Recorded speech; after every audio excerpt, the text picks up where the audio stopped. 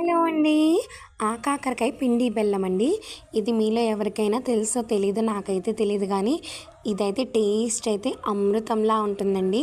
ఏం లేదండి, మనం ఓ పావు కేజీ కాకరకాయలు తీసుకుని మంచి నీటిలో కడుక్కోవాలండి శుభ్రంగాను. ఇందులో నేను ఐటమ్స్ చూపిస్తున్న బెల్లం, పసుపు, కారం, పచ్చిమిర్చి, ఉప్పు, అలాగే కాకరకాయలు, చిన్న నిమ్మకాయ సైజ్ అంతా చింతపండు తీసుకోండి. అన్ని ఐటమ్స్ని దగ్గర పెట్టుకొని మీరు ప్రిపేర్ చేసుకోవడం స్టార్ట్ చేస్తే చాలా ఈజీగా ఉంటుంది, టేస్టీగా ఉంటుంది, అలాగే ఫాస్ట్గా కూడా మనకి ఏది కర్రీ అయిపోతుందండి. కుక్కర్లో చేసుకుంటున్నాను నేనైతే. కాకరకాయలకి నాట్లు పెట్టుకుని మనం కుక్కర్లో వేసేసుకోవాలండి.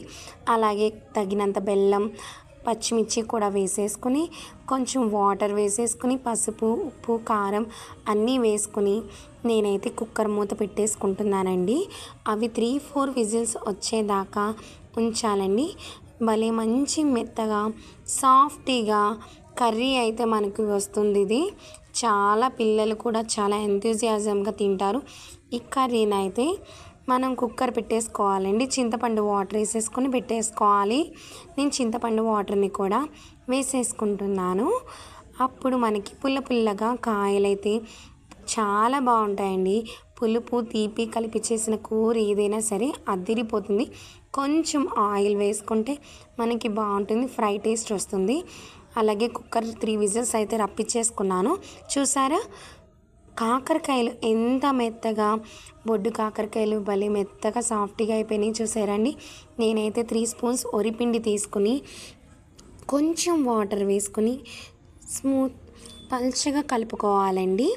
ఇలా పల్చగా కలుపుకున్న దాన్ని మనం కుక్కర్లో ఉడికిపోయిన ముక్కల్లో అయితే వేసుకుంటే మనకి థిక్నెస్ ఇస్తుందండి. అందుకే మనం దీన్ని పిండి బెల్లం అంటున్నాం.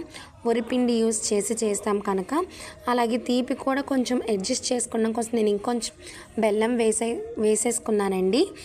నోట్లో వేసుకొని చూడండి, మీకు తీపి సరిపోయినట్లయితే ఓకే, తగ్గితే కనుక మనకి పిండి ఉడికేటప్పుడే కొంచెం బెల్లాన్ని వేసుకుంటే దగ్గర పడుతుంది, మంచి టేస్టీగా. నేనైతే పోపు పెట్టేసుకున్నానండి. పచ్చెనపప్పు, ఆవాలు, జీలకర్ర, మినపప్పు, ఎండుమిర్చినండి పెట్టుకున్న దాన్ని మనకి దగ్గర అవుతుండగా పోపు అయితే వేసేసుకోవాలి. పోపు వల్ల ఇంకొంచెం ఫ్లేవర్ వస్తుంది మనకి ఈ కర్రీకి అయితే. ఫైనల్లీ పిండి బెల్లం కర్రీ రెడీ అయిపోయిందండి. కొంచెం తిక్కగా తీగ పాకంలో వచ్చింది చూసాను, నేను చూపిస్తున్నాను. మనకి ఇది రెడీ అయిపోయినట్టే. బౌల్లోకి సర్వ్ చేసుకొని వేడి అన్నంలో తినండి. పిల్లలు కూడా ఇంట్రెస్ట్గా తింటారు. మీకు నచ్చినట్లయితే లైక్ చేసి సబ్స్క్రైబ్ చేయండి ఫ్రెండ్స్. పిండి బెల్లం కర్రీ అయితే రెడీ అయిపోయింది. Bye bye.